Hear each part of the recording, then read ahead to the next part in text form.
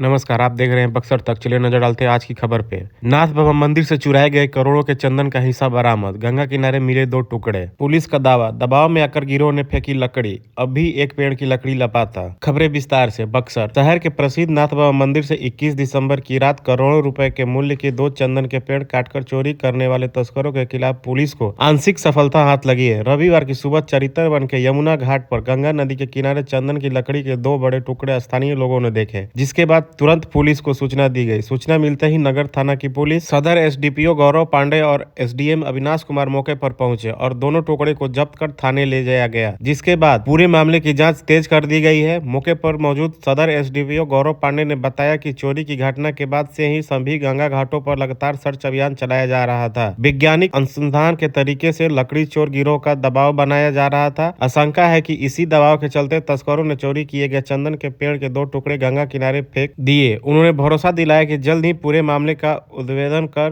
गिरोह के सभी सदस्यों को गिरफ्तार किया जाएगा। नाथ बाबा मंदिर कमेटी के अकाउंटेंट शंभुनाथ पांडे ने बताया कि बरामद लकड़ियां एक ही चंदन की पेड़ की है। मंदिर परिसर के गेट के पास से चोरी किए गए दूसरे चंदन के पेड़ की लकड़ियां अब तक बरामद नहीं हो सकी है, जिससे मंदिर प्रशासन और श्रद्धालुओं की चिंता बनी हुई है। गौरतलब है कि चोरी के अगले ही दिन 22 दिसंबर को डॉग स्क्वाड की टीम और बक्सर लेकर शमशान घाट तक सघन तलाशी अभियान चलाया था। इतना ही नहीं, घंटों तक गंगा नदी में भी सर्च ऑपरेशन किया गया, लेकिन तब कोई ठोस सुराग नहीं मिल पाया था। पिछले 1 हफ्ते से पुलिस लगातार हाथ पैर मार रही थी। ऐसे में चंदन के टुकड़ों की बरामदगी से पुलिस को भी कुछ राहत मिली है। बताया जाता है कि पूज्य संत ब्रह्मलीन नाथ बाबा ने करीब 60 से 70 वर्ष पहले मंदिर परिसर में ये चंदन के पेड़ लगाए थे। दोनों पेड़ों की चोरी से नाथ संप्रदाय के लोगों में जबरदस्त आक्रोश फैल गया था। श्रद्धालुओं का कहना था कि ये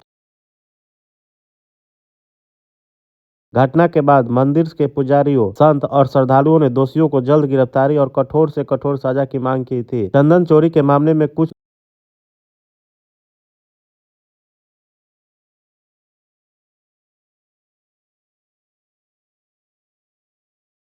अमूल्य धरोहर को नुकसान पहुंचाने वालों को कानून के कठघरे तक कब पहुंचाया जाता है। यमुना घाट के पास से लकड़ी बरामद हुई है। गुप्त सूचना के आधार पर पुलिस के द्वारा लकड़ी को बरामद किया गया है।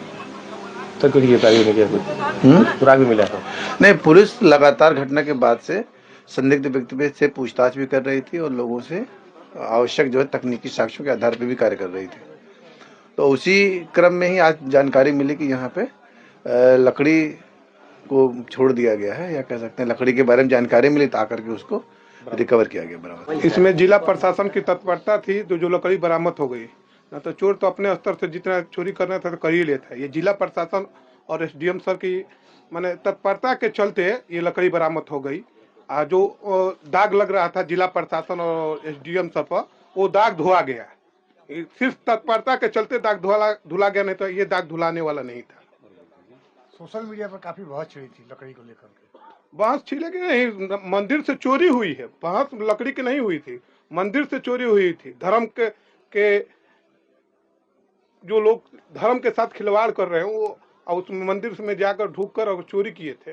और ज्यादा इसलिए ये चर्चा हुई कि एसडीएम सर के घर के फान कर ऐसी करके इसके चलते ज्यादा हाईलाइट हुई थी और बरामद हो गई। तो ये जिला प्रशासन और की तत्परता के चलते बरामद हो गई और पता लग गया। और आज बहुत खुशी की बात हुई कि कम से कम लकड़ी मिल गई, नहीं तो ये जीवन भर दाग धुलाता नहीं। क्या परिचय हुआ आपका? हमारा ओम जी यादव समाज सेवी है बक्सर के।